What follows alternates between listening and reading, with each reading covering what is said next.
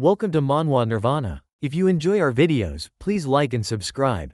It really helps keep me motivated. Now, let's dive in. The story starts on a battlefield drowned in fire. A young adventurer with fiery red hair, clad in shining armor, stands calmly with a sword in hand. Despite the towering threat before him, he offers a small smile. A massive dragon, shrouded in its own raging fire, roars in defiance. Beneath its shadow, the boy and his party prepare for battle. Without hesitation, the boy suddenly dashes toward the dragon. His teammates spring into action, covering him with ranged magic and attacks. A saintess steps forward, quickly conjuring a magic circle beneath her, her hands glowing with holy power. In a graceful leap, the boy launches himself high into the air. Suspended above the dragon, he raises his sword with precision, preparing to strike a fairy girl from the party. Light and Elegant cheers for him from below, shouting, "Go for it, Luke." With a single deadly motion, the blade descends. The boy's strike is perfect. It slices clean through the dragon's neck. The enormous beast crashes to the ground, its head separated from its body. Cheers erupt from the party. Their expressions shine with pride. Luke, now standing tall before the fallen dragon's head, calmly slides his sword back into its scabbard. He stands like a true hero. Later, the group sets up a camp near the slain dragon's body. A bonfire flickers softly in the darkness, casting long shadows. Luke sits by the fire and glances at the others, asking about the detail of next job. The gray-bearded old man looks up and answers that another dragon will be tough one, while Saintess smiling looks at Luke and say that he will be fine. However, Luke responds firmly that we all will be fine. Suddenly, everything changes. A blood-covered hand trembles in the darkness. Luke collapses to his knees, a gaping hole torn through his chest. Blood pours from the wound as he gasps for breath. Around him, dark shadows close in. His eyes widen. The dark shadows turn to be his party members. The same people he fought alongside now stand before him as enemies. The old man steps forward expressionless, says that this is where we part ways. Confused and desperate, Luke tries to ask why. His voice is weak, barely holding on. The old man answers coldly, saying that the kingdom has placed a bounty on him.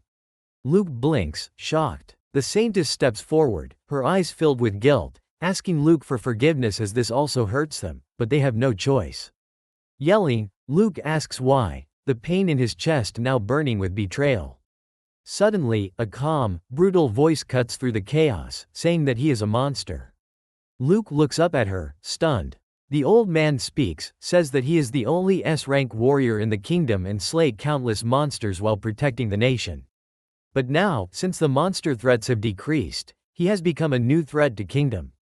The old man continues, explains that a single dragon can wipe out a nation, but a man who slays dragons alone can destroy even more. Luke stammers while saying that he never thought to do such thing. Meanwhile, interrupting him, Saintess replies that who knows the future, as she raises her holy sword.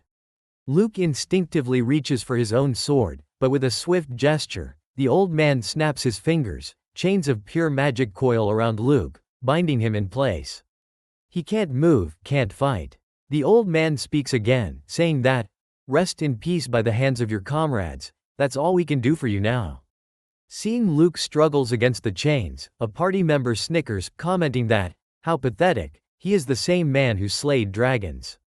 A girl standing behind the old man also speaks, that the master magic is incredible. Meanwhile, Luke says that this may be mistake, while looking at the Elle then the old man ordered Elle to kill Luke. Stepping forward, Elle raised her wand to attack Luke, while Luke looked her with gaze. Suddenly her hand trembled, her eyes water, she begins to cry. The others look at her, disappointed. The saintess steps forward to take over. By holding her holy sword over Luke, she asked if he had any last words. Luke looks up, his eyes sharp, no longer confused, but burning with fury. Said to remember this, with a flash of divine steel, everything fades to black, and Luke's head falls to the ground. 3 months later, after the betrayal of S-rank warrior Luke. Far from the grand kingdoms and war-torn cities, in the remote region of Azima, life seemed peaceful on the surface. But chaos was erupting within a small village. A swarm of demonic bees had attacked. Villagers ran in fear, trying to protect their homes. In the center of the panic stood a mysterious masked man, cloaked in black, facing down the beasts. Across from him, a young woman watched in fear and confusion. Her name was Lelam, the village's apothecary. The masked man stepped forward, voice calm but firm. "Stay back," he told Lelam. He raised his hand. Pest control begins. With a powerful chant, Lugo, the masked man, unleashed a fiery spell. Flames burst outward in all directions, engulfing the demonic bees. Every insect was reduced to ash in seconds, but so was everything around them. Trees, grass, leaves, even the ground scorched black under the intensity of the magic. The village erupted into cheers. Lugo had saved them all, but as the flames died out, Lelam stood in silence, staring at the devastation. Her eyes weren't filled with admiration, but suspicion, since she has never seen magic like that. Later, in the village chief's house, Lelam slammed her hand on the table, saying something is off about Lugo. The old chief, calm and collected, looked at her and asked, "What exactly is bothering her?" Lelam thought carefully, then listed the strange events one by one. Last week, he handled a pack of wolves alone. The week before that, he scared off a charging cyclops just by looking at it, and before that, he crushed a group of thieves in one night. The chief smiled and asked Lelam, "Shouldn't they be thankful for that?" Lelam groaned and rubbed her forehead, answering yes, but still it's strange. She paused. 3 months ago, Lug, the S-rank adventurer, died, and that's the same time Lugo showed up in our village. She leaned closer, and her eyes sharp. What if Lugo killed Lug? What if he's hiding a bounty on his head? He never even takes off his helmet. The chief chuckled. Then we're lucky he hasn't decided to kill us, too. Besides, since he arrived, nothing bad has happened. Lelam sighed. His logic was frustratingly simple, but it didn't erase her doubts. Still unconvinced, she asked, "Where's Lugo now?" The chief replied casually that he has sent Lugo to deal with Black Bear. Hearing this, Lelam's eyes widened. Then she told Chief not to treat monster extermination as a grocery errand. Determined to uncover the truth, Lelam ventured into the forest alone. Raising her finger, she cast a spirit spell, summoning a guiding spirit to track Lugo's presence. The glowing wisp fluttered ahead, leading her deeper into the woods. Her thoughts raced as she followed the trail. Who are you really, Lugo? Eventually, she spotted him. Or so she thought. Lugo was sitting on the ground, perfectly still. He wasn't moving, not sleeping, just still. Lelam crouched behind some bushes, watching silently, confused by what he was doing. But before she could react, a voice whispered behind her, asking her what she was doing here. She turned, startled, and gasped. Lugo stands right behind her, shocked. Lelam asks Lugo how did he appear behind her. He responded calmly, saying that it was his afterimage. Lelam blinked. Then she shouts on Lugo, asking what kind of ordinary person used stuff like that. However, Lugo asked her what she was doing here. She quickly tried to cover her suspicion, saying that she just came to check on Lugo when she heard Lugo went to forest to deal with Black Bear. Comforting Lelam, Lugo said not to worry since he has set up traps to catch them. Lelam frowned at Lugo, saying that even knights from the royal capital struggled to capture black bears, and he is trying to catch them with trap. Lugo didn't argue. Instead, he said Lelam to stay here and watch from her own eyes. He placed a beehive dripping with honey on the forest floor. Around it, he silently cast a gravity spell, warping the space like a trap hidden in plain sight. Then, he and Lelam hid behind nearby bushes, waiting in silence. Minutes passed. Suddenly, a massive black bear emerged from the woods, drawn by the sweet scent of honey. It growled, its eyes locked onto the hive, and then it charged. Like a man possessed, the beast dashed toward the bait, its mind clouded by hunger and instinct. But the moment it stepped inside the circle, crack, the pressure collapsed. The bear's body was flattened instantly, crushed by overwhelming force. Lelam stared in disbelief, thinking how is this even possible? Time passed, and more bears approached the trap. One by one, they were all caught, crushed under the same gravity spell. By the end of the hunt, a mountain of black bears lay in a heap. Lelam was speechless, thinking even taking down one is challenge, but Lugo captured 10 within no time. She looked at Lugo. He remained calm, quiet, as if nothing unusual had happened. But Lelam's heart burned with curiosity. She was now more desperate to find Lugo's identity. Late at night, Lelam sat by candlelight, writing in her diary. Her pen moved slowly across the pages as she reflected on recent events. Since the disappearance of S-rank adventurer Luke, monster threats have spiked worldwide. Farms had been destroyed, livestock stolen, and transport systems thrown into chaos. And now, even the remote Azima village was beginning to feel the weight of that chaos. The next morning, Lelam stood frozen in shock, sweat dripping down her face, as she heard that carriage had been attacked, and all the supplies were stolen. The coachman, still catching his breath, explained, it was the sylphs. They ambushed him on the road. He barely managed to protect a few crates. Lelam rushed to inspect what was salvaged, but when she opened the crate, her heart sank. It was filled with empty bottles. She slumped against it, defeated, thinking now how she will prepare medicine. Suddenly shouting echoed through her ears. An old woman screamed in horror. Her precious sweet buns had been stolen. Lelam tried to calm her down, saying that they still have buns in the village. But the old woman snapped back and shouts on Lelam, telling those were S-rank buns. Absolute masterpieces. She can't live without them. Lelam blinked. S-rank buns? For a moment, even she thought about trying one herself. Just then a voice called out, asking why all are making fuss. Lelam turned, ready to explain, and then froze. Lugo stood in front of her, holding a crate. The coachman immediately pointed, telling, that's the stolen crate. Lugo calmly explained by saying that he found some sylphs making a mess on the edge of the village. They had these supplies, so he took them back. The coachman nodded, stunned, thanking Lugo for saving him. Lelam's eyes lit up. Thanking Lugo, she said now she can make medicine. The villagers began checking their goods with relief. But Lelam noticed something, and asked Lugo if something was wrong. Lugo paused. Then he said there should be more crate. He looked at the crate again, and frowned. Judging by the size of the carriage, these are too few. A lot is still missing. As if on cue, the old woman screamed again. Her buns are still missing. Lelam immediately rushed to check her supplies. And her fears came true. Her own crate was empty too. Lugo realized that he had been fooled by sylphs. Furious, Lugo clenched his fists, then slammed his foot into the ground. Crack, leaving a crater in his wake. Without a word, Lugo turned and stormed into the forest. Lelam, concerned for village, followed Lugo. As they walked, Lugo glanced sideways. Looking at Lelam, he asking her why she is following him. Lelam replied nervously. She just wanted to observe. Unbeknownst to them, they were already being watched. From a distance, hidden in the trees, a sly figure smirked. It was a sylph named Pescia. Hey, last time he caught me off guard, she murmured. But this time, I've set tons of traps just for him. Suddenly, without hesitation, Lugo raised his hand and launched a fire spell straight at her location. Boom! Pescia crashed to the ground, coughing from the smoke. Before she could flee, Lugo grabbed her by the head and ordered her to take them to her queen. They walked deeper into the great tree forest. Pescia, now acting cooperative, handed over a map with all traps marked. She lives beneath the forest's heart, Pescia explained. These are all the traps on the way. Now that you have it, let me go. Lugo's reply was sharp and simple. No. Hearing this, Pescia burst into tears. Telling Lugo that he is cruel, Lelam feel pity on Pescia and ask Lugo to release her, since they have a map, so they don't need her anymore. But instead of answering, Lugo pulled Pescia close and suddenly began tickling her.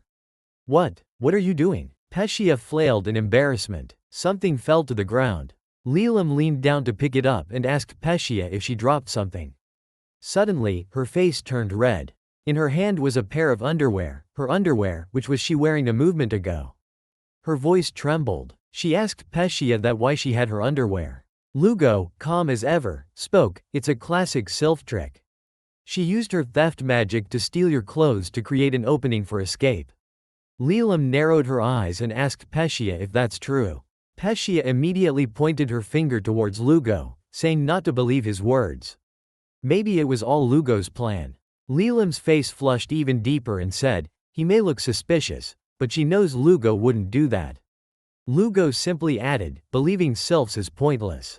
Lelam took a breath then turned to Pescia with fury in her eyes, ordered her to take them straight to her queen. Sometime later, deep within the giant tree forest, a storm of fire and fury rained down upon the sylph's nest. The winged beings screamed and scattered in all directions, fleeing for their lives. Trees crackled, smoke twisted in the air, and the peaceful forest turned into a war zone. At the center of it all was Lugo, merciless and silent, his magic blazing through the air. Beside him, Pescia, still bound in ropes, guided them through the burning paths, leading both Lugo and Lilam toward their destination. Eventually, they reached a colossal gate embedded in the roots of an enormous sacred tree. "This is the Queen's chamber," Pescia said, her tone playful, hiding something behind her smile. Lilam stepped forward, narrowing her eyes, asked Pescia if there is any trap inside. Pescia giggled, "Of course not, it's sacred, no traps allowed," but Lilam didn't trust that smile. "Lugo," she warned, "don't let your guard down." Without hesitation, Lugo raised his hand and cast a powerful fire spell. Boom! The giant gate exploded into pieces, blown apart by a single blast of magic. Pescia stared at the wreckage in shock. Inside, lying on the floor, was a graceful woman dressed in royal attire, the fairy queen Timia. She rose to her feet slowly, coughing as blood trickled from her lips. Lilam stepped back, shocked to see that she survived that blast. Timia smiled coldly, "Magic of that level doesn't affect me," but her body betrayed her. She coughed blood again. Lugo narrowed his eyes and asked Fairy Queen if that the blessing of Fairy King. Timia smirked, saying, "Yes, and no one can lay a finger on her." Lugo stepped forward, eyes burning, asked Timia about supplies that they have stolen from the village.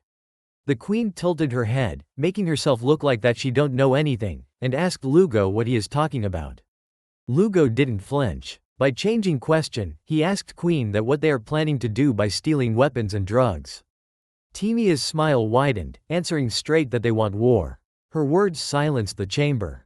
Even Lilam was stunned. Timia's voice turned cold. Revealing her plane, she said that since the only S-ranked adventurer Luke has died, this is her perfect opportunity. Without him, humanity is weak. We'll conquer the humans and take what's rightfully ours. Suddenly she pointed her finger at Lilam. Before Lugo could react, a strange light enveloped Lilam's body. Her soul began to rise, pulled from her chest by an invisible force. Lugo shouted, but it was too late. Lilam's body collapsed into his arms, soulless, lifeless. Timia held the floating soul in her grasp, smiling with twisted pleasure, while saying that her theft magic can even steal souls. She turned her hand toward Lugo next. She activated her magic again. A blinding light surged around her, but nothing happened.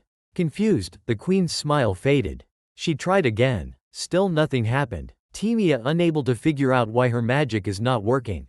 Meanwhile, Lugo raised his head, his voice cold. Explaining Timia, he said that her magic will not work on someone with greater magical power than her. Hearing this, Timia's eyes widened. Meanwhile, Pasha said there is no way an ordinary human could have greater magical power than Timia. But Lugo said nothing. Instead, he raised his hands and removed his helmet. Red hair fell free, and a familiar piercing gaze stared back at them. Timia's eyes went wide, unable to believe. Meanwhile, Pasha asked Timia if something was wrong. Timia spoke slowly, trembling. She said that the previous fairy queen once warned her not to cross paths with some humans. The S-rank adventurers. Her voice cracked. But he was supposed to be dead? Hearing Her Majesty's word, Pasha's eyes wide open, unable to believe. "Yes," the queen whispered. "This man is Luke Othahide. In this world, there exists a power called blessing, and our boy Luke has the blessing of the phoenix.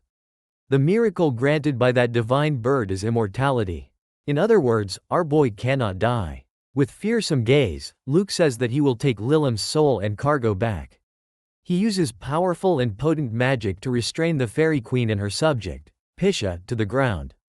The fairy queen can feel the difference in power between them, but at the same time, she doesn't want to give up since she believes she wouldn't be worthy of being called the fairy queen if she backs away in times of adversity like this one.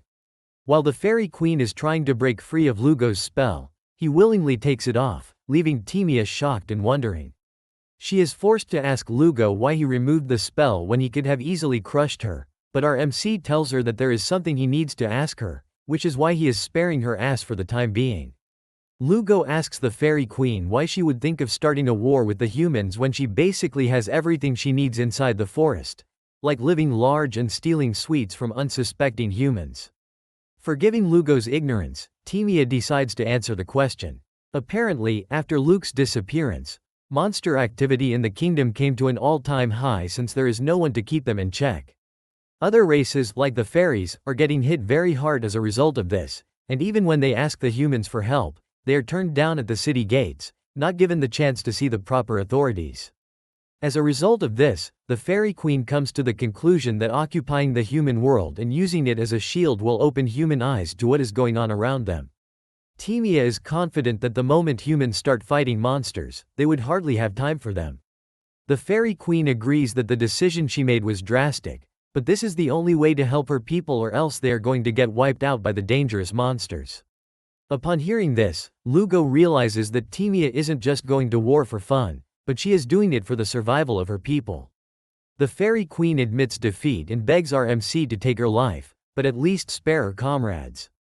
In a surprise turn of events, Lugo tells Timia to come to Azima village instead, and he promises to protect her and her people. The only thing he asks is that she stop attacking humans, and he further adds that Timia's plan might sound good, but at the same time, it is dumb. Lugo informs the Fairy Queen that there are humans who are pretty strong, and the Fairy Queen would not even stand a chance against them. The fairies are pretty good liars, and from what Lugo is telling Timia, she can clearly see that the guy is not lying. There are humans who are strong, and conceding to this fact, Timia decides that giving up on her dumb plan is the best option. Right there, she promises Lugo that she is going to stop attacking humans, but reminds him that they are going to be relying on his protection. Lugo gladly accepts the proposal, and he holds her by the hand to show her that he means business. 2 weeks later, Timia and the fairies fully moved into Ozma village, and they started adapting to life there. The village's apothecary, Lelam, is not entirely on board with the plan of having the fairies in the village. She has her doubts, but when she talks to the village chief, he doesn't seem to have any issue with the fairies being around. Timia, on the other hand, is enjoying life in the village, as she cannot have enough of the sweet snacks produced in the village. In addition to the fairies settling down in the village, they also help with other chores, like helping the villagers carry stuff, patrolling the village's outskirts, and tending to the elderly. Even Lelam cannot deny the fact that the fairies have adapted to their life in the village, and in no way have they caused any trouble since they showed up. The village chief assures Lelam that she has nothing to worry about since Lugo has even confirmed that the villagers cohabitating with the fairies will bring nothing but a productive relationship. Lelam agrees to this idea, but something inside her keeps telling her that she cannot fully trust the fairies since they are known to be mischievous creatures. Timia rushes over to Lelam, asking her if Lugo likes eating sweet buns too. Lelam tells her that everyone likes sweet buns, and Lugo is no exception when it comes to this. Lelam then asks the queen why she is interested in this fact, and she comes clean about her fantasy of eating sweet buns with our favorite MC. Even at that moment, Lelam finds it hard to resist Timia's smile, which pushes her to hug the little but mischievous creature. Lelam admits that fairies have the cutest and catchiest smiles, which makes this a problem. Suddenly, something important crosses Lelam's mind. Apparently, everyone in the room knows what it is, and it is the fact that officials from the capital are coming to inspect the village. This worries Lelam, because the village's fate depends on how the fairies behave. If the inspectors deem the fairies to be a threat, they might use this as an excuse to wipe out the village. While she is worrying over this, the village chief assures her that there is nothing to worry about since Lugo has killed all the nearby monsters, which makes the village a safe haven. The inspectors will come to love Azima village, the old man says. Even with this assurance, Lelam is still worried, and she begs Timia to behave herself and also to keep her people in check. Timia lets Lelam know that she has nothing to fear, because she and the other fairies are ready to show the inspectors the best hospitality they have ever received. Timia plans to feed the inspectors all the sweet buns that they want, since she believes that the sweet buns are a specialty from the village.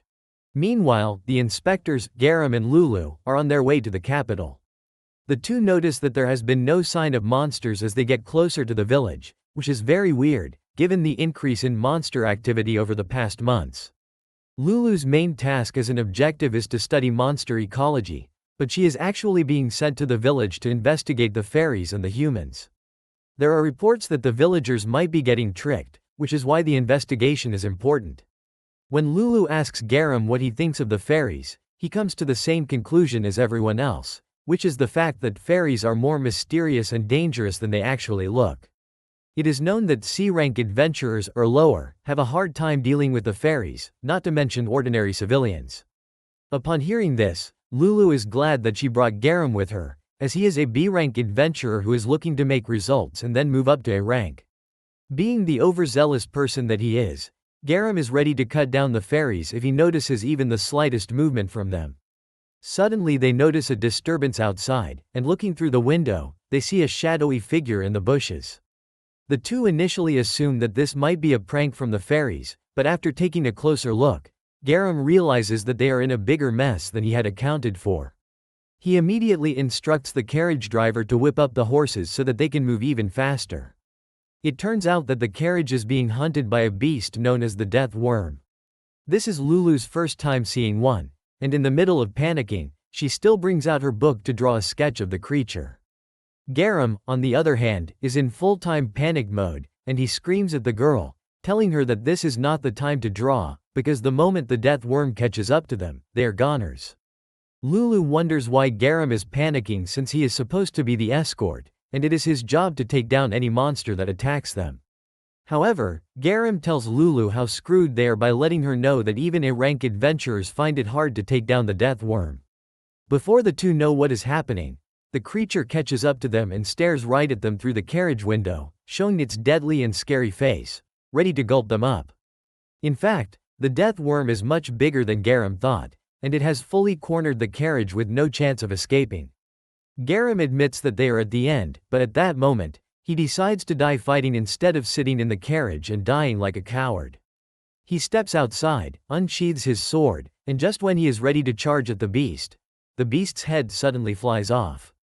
It all happened in a flash, and Lulu assumes that Garam was the one who defeated the beast, but the B-rank adventurer quickly debunks this fact, telling Lulu that he wasn't the one. Standing on top of the dead beast is Lugo, in his insane aura farming pose. After saving their asses, Lugo personally escorts the two to the village, and he tells them to meet the village chief for whatever it is that they need.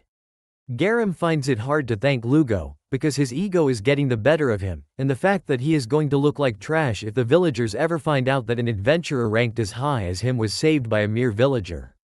However, something inside of Garam tells him that Lugo is not a regular person. Lugo then takes the two to meet the village chief, who has been waiting for their arrival. They are greeted by both the village chief and the ever-enthusiastic fairy queen. Taemia's greeting pose looks totally weird to the visitors, leaving them to wonder if this is how the villagers behave. But in reality, Taemia was made to believe beforehand that her pose would turn out to be a killer. Without wasting time, the inspectors tell the village chief that they would like to look around the village, since this is the first time they are going to hear or see fairies and humans living together. Taemia is excited to show the visitors around, and she suggests that Lugo come with them too. Just as the two are about to step out of the door, Lulu decides to use her power on the two, since she suspects that they are not ordinary people. Lulu activates her appraisal eye, which is called the Blessing of 100 Plans. She takes a glance at the fairy queen, and judging by what she sees, she realizes that the queen is not bluffing about being powerful. Lulu is impressed by what she is looking at, and this makes the visit to the village totally worth it. Even though Lulu wants to learn more about Taemia, her main target is the masked man, Lugo. She uses her powers on Lugo, but she is met with the biggest shock of her life, as she finds it difficult to read Lugo. Even his name doesn't pop up on the screen, and when she tries to look further, the screen just shatters right in front of her. All Lulu can see is a scary and terrifying aura with Lugo's voice, telling her to desist from prying into his business. Lulu cannot believe the fact that her ultimate power is not enough to look into what Lugo has underneath him. This realization sends a shock down her spine, causing her to lose her footing, but before she falls to the ground, Lugo appears behind her and catches her. She gently turns to Lugo, asking him who he is, but Lugo reiterates the fact that it will be better for Lulu if she doesn't know. Garam notices that Lulu is off, and when he asks her what the problem is, she simply says she is feeling a bit of a headache, and she lies about the stress associated with the trip. Since Lulu isn't feeling too well, The fairy queen suggests that they visit the village's apothecary so she can take a look at her. Taemia leads the group to the village's clinic, but Garam is not impressed with the building's appearance, and he assumes that it is rundown. Lulu scolds Garam for being rude, but she somewhat agrees with what the guy is saying. The clinic is in no way up to that of the capital, but she has no choice at this point. They enter the clinic, and Lulu is shocked to find out that the apothecary is a young girl. Before she can show any sign of hesitation, Lelim welcomes her into the clinic, assuring her that everything is already in place to take care of her. As expected, Garam opens his loud mouth to talk, asking if there is no real doctor in the village, as he assumes that Lelim is nothing more than an assistant. Taemia cannot believe how rude Garam is, but Lelim doesn't even take offense at the entire thing. Lulu lies down on the clinic bed and tells her partner to calm his nerves. Judging by the way Lelim has carried herself, Lulu is confident that she is a talented apothecary, and including the fact that she can smell herbs on her, Lulu is assured that she is in safe hands. Once they are all in agreement, and Lelim realizes that Lulu is trusting her to treat her, she activates her power. This shocks Lulu even further, because she doesn't expect Lelim to possess a blessing. Lelim lets her know that she possesses the blessing of the minor spirit, and because she is an apothecary, she works with the spirits. Lulu cannot believe that there are loads of surprising people and things in the village, but all she can do is wonder just how amazing the village is. Thanks to her power, Lelim is able to figure out that Lulu is not feeling too well, because the flow of magical energy inside of her is disrupted. Lelim then calls on Pasha to bring the medicines number 6 and number 17. The fact that Lelim has an assistant provides a moment of shock to the inspectors, but they are more shocked when they realize that the assistant is a freaking fairy. Pasha delivers the medicine, and with her interaction with Lelim, Lulu realizes that the two call each other by their names, and this further adds to her surprise. Lelim gives Lulu the 2 meds, telling her that one erases her headaches, and the other adjusts the magical flow in her body. The fact that Lelim has these kinds of medicine in her clinic impresses Lulu, because getting something like this is even harder in the capital, but Lelim lets her know that she is able to produce meds like this thanks to Pasha and the other fairies. When it comes to herbs, the fairies are arguably the best, since they know exactly where the herbs grow, and after gathering the herbs, it is left to Lelim to combine them and make medicines out of them. Thanks to this, the village no longer has to buy expensive meds from the capital, but while Lelim is explaining all of this, Lulu is in her head, thinking about how fairies are monsters. However, she is conflicted on this, because monsters would not help humans, let alone show them where to find herbs. Nonetheless, Lulu is prepared to take the medicine, because from this, she will know if the fairies are truly evil or not. Lulu swallows the meds, and at that very moment, the headache vanishes, leaving the inspector shocked. Lulu is forced to admit that the medicine is incredible, and the fact that it acts pretty fast makes it superior to the ones they have in the capital. Lelim gladly takes pride in her work, but also gives credit to Pasha because she helped out. Lulu comes to the realization that Lelim is extremely talented, and it would be nice if she could leave the village. Without hesitation, Lulu asks Lelim if she has ever thought of coming to the capital, because with the level of skill that the young girl has, she will be in high demand at the capital. In fact, the guild will provide support for her, and in no time, Lelim will have a much larger clinic to work in. However, Lelim politely rejects the offer, and Lulu can only wonder why the girl would turn down such a generous and tempting offer. She tries to convince her again, letting her know that top-class facilities and a huge pay will be waiting for her in the capital if she agrees to the proposal. Lelim doesn't even think twice before rejecting the offer yet again, telling Lulu that she is happy where she is, but doesn't deny the fact that having better equipment will go a long way. However, she wants the equipment to help the people, and leaving the village will definitely cause problems for the villagers. In addition, Pasha and the other fairies help her out, which means she can become a better apothecary just by staying in the village. Lelim then continues by praising the fairies, saying that they are incredible creatures, they know about herbs, and they also warn the villagers ahead of time when visitors are approaching the village. It then dawns on Lulu that the fairies would have known about her coming, and Tiamia reinforces this by letting her know that the fairies fly over the village and they come back with reports just in case they see something off. Before Lulu can propose the capital to Tiamia, she rejects the offer in advance, telling the inspectors that she feels very safe when she is around Lugo. After hearing this, Garam doesn't blame the fairy because he has witnessed Lugo's skill firsthand. However, he is still interested in Lugo, and Garam asks him to show them how he goes about his daily routine. Lulu is also happy to jump on the bandwagon, and being one who doesn't shy away from challenges, Lugo agrees to show them what he usually does, day in and day out. Moments later, the inspectors are already regretting their decision to see Lugo's daily routine. They are now inside the forest, and they are running from a bunch of death worms that would gladly make a meal out of them. To make things worse, a giant death worm joins the chase, making life totally difficult for the two. Staring at the inspectors from a distance are Lugo, the village chief, and the fairy queen. These three don't look a bit worried, even though a natural disaster-level threat is coming their way.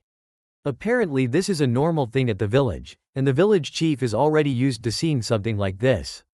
The inspectors manage to reach where the trio is waiting, and the first thing the chief offers them is tea, leaving the inspectors to wonder if the old man even knows the severity of the situation they have found themselves in. Garam grabs the village chief, telling him that they need to call for reinforcements from the capital because the village will be wiped out if they fail to act. Suddenly, Garam notices something off, and when he turns around to look, he realizes that the smaller death worms are no longer moving. It turns out that Taemia has used her theft magic to steal the souls of the death worms, rendering them incapable of moving. Garam is left in shock as he tries to wrap his head around what he just witnessed. Apparently monsters are also vulnerable to Taemia's theft magic, but now that they have gotten rid of the smaller death worms, they still have the scary giant one to watch out for. Taemia tells the group that the giant worm is immune to her theft magic, which means she is out of commission for this one. She then turns to Lugo, asking him to help her out with the giant beast, but even Lugo admits that taking down the beast is going to be tricky. The worm's core is on its head, which means magic won't reach it, and while Lugo is trying to figure out a way around the problem, Garam is busy preaching to them that retreating would be their best option if they want to make it out of there alive. Just then, Lugo turns around to look at Garam, and this is when he notices that Garam has a nice sword that he can make use of. Lugo points to the adventurer's sword, asking him to lend him the sword for a moment. Garam has no choice but to give out his sword, and once he is armed with the sword, Lugo makes his stance. This is a stance that he hasn't used in a long time, but at that moment Lulu seems to recognize it. She remembers that she had seen something like this before, and it was none other than a stance that was mastered by the hero, Luke. Within the blink of an eye, Lugo leaps from where he is and cuts through the giant death worm, destroying its core and defeating it. The village chief cannot be prouder of the moment, and he uses this to tell Lulu that Azima village is safe as long as it has its guardian, Lugo, watching over it. Not long after, the inspectors leave the village after gathering all the intel and reports that they need. Lulu writes in her report that there are no fairies living in the forest because all of them are now living inside Azima village. The presence of the fairies in the village has brought advancement to agriculture, mobility to the logistics industry, and speed that pushed industrialization. In addition, the elderly are receiving help from the fairies, and this has been a big blessing to the village. The fairies have no issue living in the village because it is very safe, and this is all thanks to one person. Lulu wants to add Lugo to her report, but she hesitates until Garam tells her not to. He urges her to talk about Lugo, and how strong and amazing he is. Garam is already thinking of how he is going to tell the guild master about everything in an attempt to get Lugo on board. With what he has seen with Lugo, Garam knows learning from him is the best option he has. Some moments before leaving the village, Lulu had asked Lugo if he had any intentions of coming to the capital, but his answer was the same as his friend's. However, he gave Lulu some ray of hope, telling her that the fairy queen and Lilim might change their minds if she keeps trying, but as for him, there is no chance in hell. However, Lulu has this faint conviction in her mind that Lugo might consider the offer if she is persistent with her offer. As the journey to the capital continues, Garam tells Lulu that they are in need of a new hero, and with the way things are, Lugo looks like the prime candidate for the job. Lulu has also been thinking the same thing, and she decides to tell the Saintess, Lisha, about Lugo, hoping that they will be able to convince him to take on the job of the hero. The story justifies the title Slow Life, but we want some bloody revenge. Hope to see it soon. That's it for today. Don't forget to like, comment, and subscribe for more awesome manhwa content.